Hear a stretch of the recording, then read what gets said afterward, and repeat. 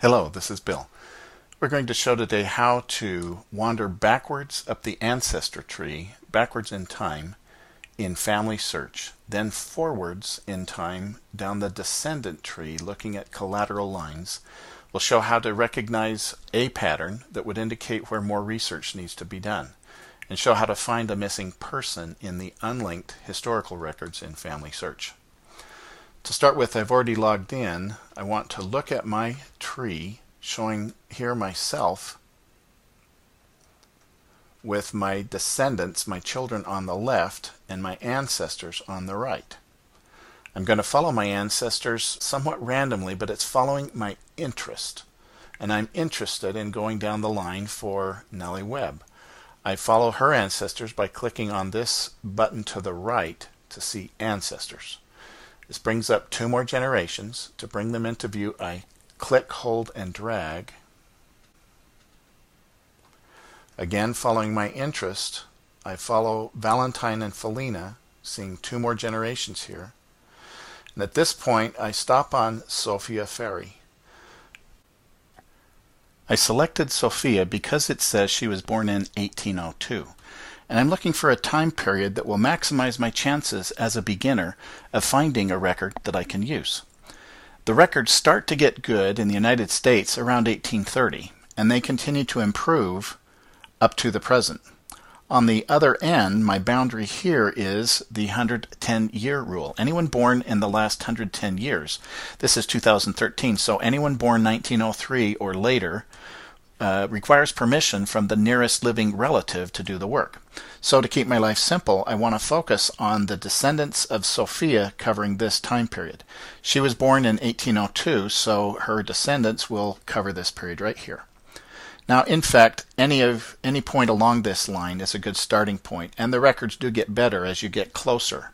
In fact, you may want to start with records up here very close to you to increase your chances of finding them, to increase your confidence in working with the unlinked records, and it's a really good idea at some point for you to verify the linkage that connects you back to your starting point, in my case, Sophia. So I'm going to begin with Sophia and turn around and go the opposite direction. I want to see now not just this one descendant line, but I want to see all of her children. And instead of clicking on this children link here, I recommend that you try this technique. I'm going to click on her name. This brings up a navigation panel with other options. I want to see the tree with her at the root. So instead of clicking on children that you saw before, bring up her box and then click on this tree button. It will show a new tree with her and her husband at the root. Now I'm looking, from this point on, I'm looking for descendants, and I'm looking for a particular pattern. These are her children with Abel, and you notice these arrows indicate where probably substantial research has been done to locate more children of these grandchildren that these arrows lead to. I'm looking for a case where there are fewer or none of these arrows. That's one pattern we're looking for. Again, wandering opportunistically, I started with this child at the top, Samuel Borden, and his wife, Mary. I expand that tree, and it had two children and their spouses, and I just kept wandering. You might do a lot of wandering before you find a pattern where you can start. Now this shows the pattern I'm looking for. Notice all these children with no arrows to the left. Either they were ugly, or could not have children, or more likely, no one did the research on these lines to extend their children. That's the pattern I wanted. This arrow also was missing. I added that arrow, and I'll show you how that was done. When I first came to this set of children, the record showed only a Blanche Warrener with no husband, and I had to imagine what are the chances that she really was single. I had to find out by looking for a marriage record with her as the wife. Now, family tree consists of these records that are linked together. These are linked individuals, but FamilySearch also includes unlinked historical records, which is where you go to look for missing persons. I'm looking for a missing person, a hypothetical husband of Blanche. To look in the unlinked historical records, you click on this search button for FamilySearch. Do not confuse it with this search button. Has the same name, but this will search in the linked records in Family Tree. I've already found Blanche here. I don't want to search for Blanche again in Family Tree. I want to search for Blanche in the unlinked records, so it's this search button.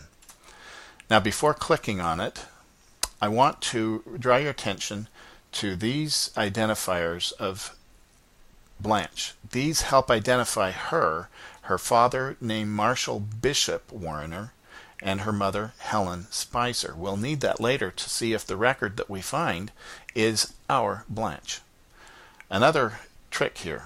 When you go to search in FamilySearch, I might want to come back to this page I'm on, so rather than leave this page, I'm going to right click and open my new page in a new tab. That brings up this new tab, but it leaves me with this window open as well I can come back to. So I click on this tab, and now I begin to search for Blanche.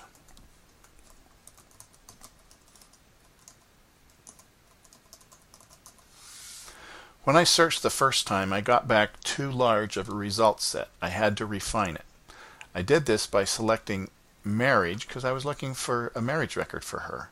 And I didn't know if she was married. I didn't know where she was married. I had to guess. I guessed Tioga, Pennsylvania. I guessed there because that's where her parents lived all of their life. Now when I searched for her with this additional parameter, I found this record.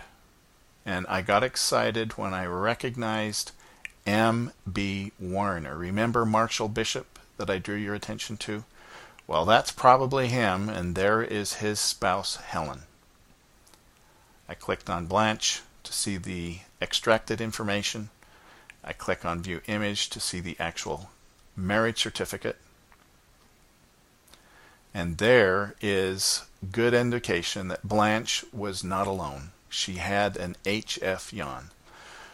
To understand what we've done at a higher level, this shows the linked records in Family Tree and the unlinked identities of individuals in separate records collected as part of the FamilySearch indexing project.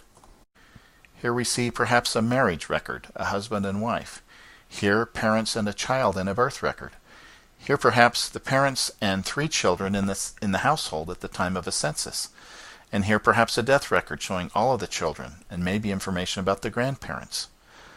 These records are not linked. We don't know at this point that the individual shown as the spouse in this marriage is the same as the wife of the head of household in the census record. In our example, we found a marriage record of Blanche Warrener with good indication we've matched her parents, together with a new husband, an HF Jan. And we propose to extend the linked information by adding HF Jan to the tree. Now we only have one source. It would be nice to get more information, and we have more information to search with. We now have a last name Jan to come and search the unlinked records. Here we find a Blanche Warrener and an HF Jan. Actually, in my case, here we found Herman Jan. And we have 3 children as a bonus. We propose to add that to the linked information in Family Tree. Armed with more data to search with, we find all of the children and their parents, and perhaps grandparent information, in a death record. And again, we propose to add this information, completing the family, in Family Tree. I've shown how to move backwards to your ancestors, then forwards to their descendants, following your collateral lines. We showed how to search for patterns that might indicate where more research needs to be done. And we've shown how to look for those new individuals in the unlinked records in FamilySearch. There are additional patterns you can learn. There are additional resources to search online and in other public record repositories. I wish you success in finding your missing persons. Thank you.